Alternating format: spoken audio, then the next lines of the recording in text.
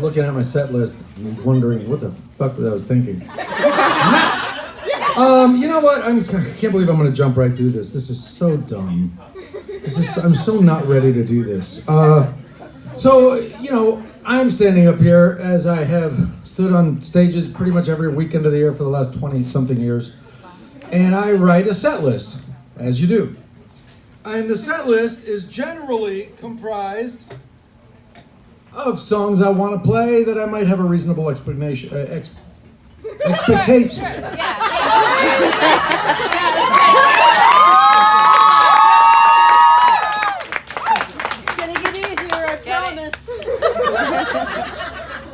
The drink of choice is Captain and Diet. Keep them coming. I will regret saying that. I will regret. There was one night in Vancouver, Canada, I was like, hey, I don't have a bar tab, just buy me drinks.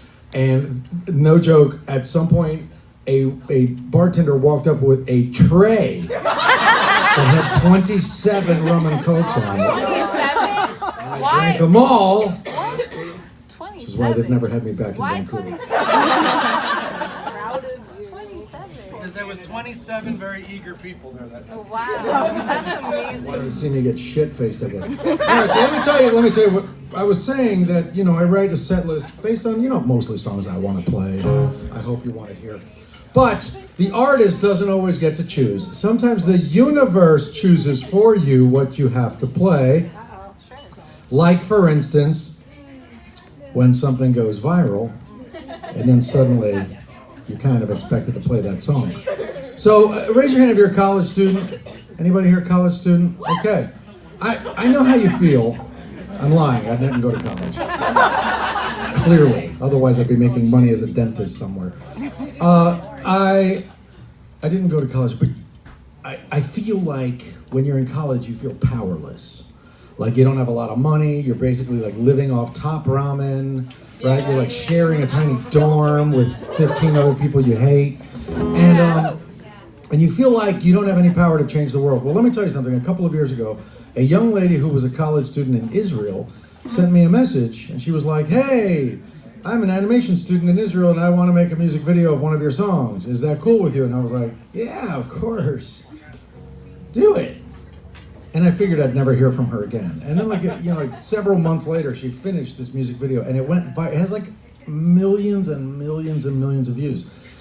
And so now I kind of feel obligated to play this song because many of you may have even found out about me because of this video. It's called The Night. It's the name of the song.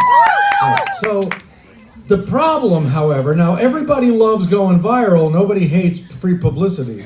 The problem is I can't play this song. This is the most challenging song I ever wrote. I recorded it in the studio, figured I'd never have to play it ever again. And now on a nightly basis, I find myself on stage going, shit.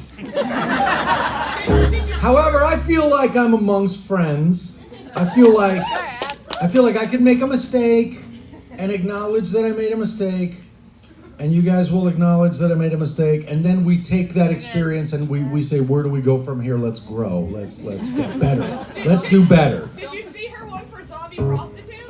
You're cutting ahead. You're cutting ahead. So without further ado, I'm going to call this the limited edition version.